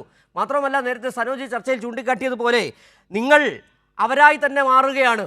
നിങ്ങളാണോ, അതായത് ഉത്തരേന്ത്യയിൽ നടപ്പിലാക്കുക അതേ പരിപാടി കേരളത്തിൽ നിങ്ങൾ നടപ്പിലാക്കാൻ ശ്രമിക്കുമ്പോൾ അതിനെതിരെ ശബ്ദങ്ങൾ ഉയരും, ചർച്ചകളിലടക്കം അത് ചർച്ച ചെയ്യപ്പെടുകയും ചെയ്യും. വളരെ നന്ദി ഈ ചർച്ചയിൽ പങ്കെടുത്ത Shri Manjula Gajayan, VK Saroj, M. Jayachandran. News and news പൂർത്തിയാവുക.